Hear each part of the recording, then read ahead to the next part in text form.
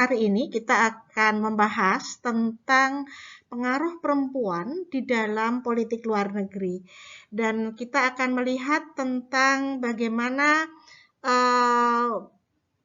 pemberdayaan perempuan ini menjadi prioritas di dalam politik luar negeri Indonesia. Nah, kita akan melihat bagaimana pengaruh perempuan, terutama Ibu Retno Marsudi, di dalam mengarahkan politik luar negeri Indonesia. Nah, memang akhir-akhir ini terutama jumlah perempuan yang menjadi Menteri Luar Negeri cukup banyak. Dan mereka ternyata juga membuat sebuah perubahan-perubahan yang signifikan. Mereka mempunyai arena untuk bertemu, untuk saling bertukar pikiran, dan tentu berpengaruh juga di dalam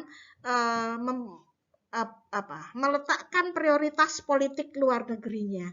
Nah, di antaranya mereka pernah mengadakan pertemuan, ya, forum Menteri Luar Negeri Perempuan. Ini pernah dilakukan pertemuan di Kanada pada tahun 2018 dan di situ juga dihadiri oleh Ibu Retno Marsudi.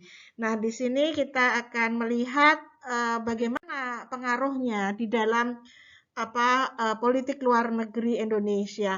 Ternyata di bawah kepemimpinan Ibu Retno,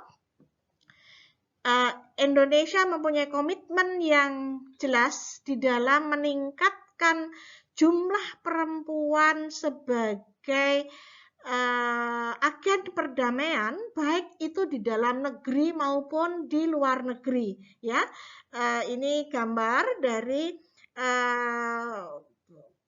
pasukan penjaga perdamaian di PBB, ya, perempuan Indonesia yang menjadi anggota pasukan penjaga perdamaian di PBB.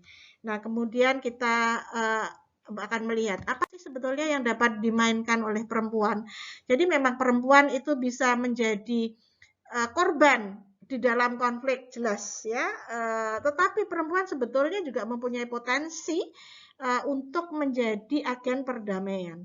Nah, itulah yang perlu diekspos, gitu ya, yang perlu ditingkatkan. Nah, memang sebetulnya ini bukan sesuatu hal yang mudah, gitu ya, bukan sesuatu hal yang mudah, karena pasti kita hidup di dalam situasi yang kultur budaya patriarkinya itu cukup kental. Dan Indonesia juga menjadi negara yang faktanya Indonesia adalah negara dengan penduduk Muslim, ya, dengan penduduk Islam yang mayoritas. Tetapi bagaimana menjadikan ini sebagai suatu aset, ya, kayak sebuah modal yang justru bernilai positif, karena Retno Marsudi mempunyai obsesi yang sangat tinggi untuk membuktikan bahwa demokrasi Islam dan pemberdayaan perempuan itu bisa menjadi suatu harmoni di Indonesia. Nah, mungkin di negara lain tidak seperti itu, tetapi di Indonesia kita bisa membuktikan hal itu bisa terwujud. Nah, jadi bagaimana peran perempuan di dalam proses perdamaian di dalam negeri. Indonesia punya pengalaman dengan bagaimana peran perempuan di dalam menyelesaikan atau berkontribusi di dalam penyelesaian konflik di Maluku. Ya, konflik itu pasti tidak mengenakan, namanya konflik, ya. Nah, ketika terjadi konflik di Maluku, maka salah satu hal yang kemudian dampak dari konflik itu adalah kesulitan bahan-bahan baku, ya, kesulitan bahan-bahan kebutuhan pokok, ya. Ketika kebutuhan pokok ini tidak terpenuhi, maka yang sangat merasakan kesulitan itu adalah perempuan, karena perempuan harus menyiapkan kebutuhan-kebutuhan tersebut untuk kehidupan di rumah tangganya pasti. Nah, ketika bahan makanan saja sulit, ini akan menjadi hal yang menjadi masalah. Nah, dalam situasi konflik tidak mudah untuk memperoleh bahan-bahan tersebut. Tetapi kemudian para perempuan di Maluku itu membuktikan bahwa mereka berani untuk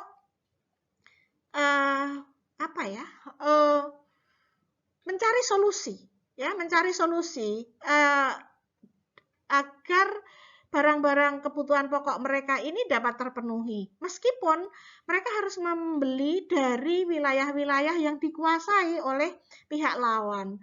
Nah, disinilah kehebatan perempuan. Jadi dia berani menanggung resiko tersebut demi kebutuhan keluarganya.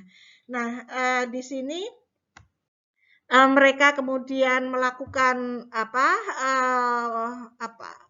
proses transaksi jual beli meskipun itu terjadi di wilayah musuh gitu atau di wilayah yang dikuasai oleh pihak lawan. Nah, bagaimana kemudian kontribusi atau upaya Indonesia di dalam memberdayakan perempuan di dalam politik luar negeri.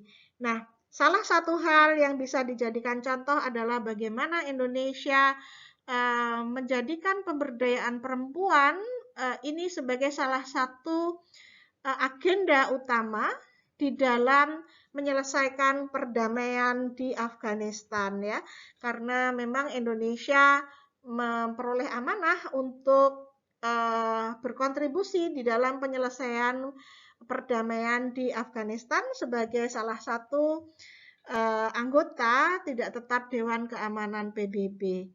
Nah, ternyata pilihan yang dilakukan Indonesia adalah bagaimana memberdayakan perempuan di Afghanistan, dan juga sebetulnya adalah bagaimana mendekati para ulama, ya, karena memang sebetulnya baik ulama maupun perempuan dapat menjadi agen perdamaian dan agen untuk menurunkan tingkat ketegangan di dalam konflik. Nah, itu pilihan yang dilakukan oleh Indonesia di bawah kepemimpinan Ibu Retno Marsudi. Dan Indonesia juga mempunyai inisiatif untuk membuat perempuan sebagai mediator, ya, perempuan sebagai mediator. Nah, ini dilakukan di lingkungan ASEAN. Jadi ada training-training misalnya yang dilakukan oleh Indonesia untuk memberdayakan perempuan sebagai mediator.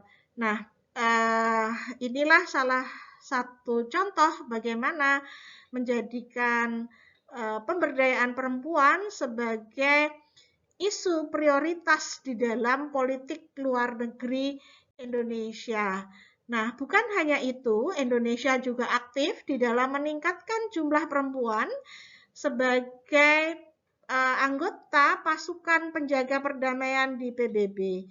Dan Indonesia berhasil menjadi salah satu negara kontributor terbesar di dalam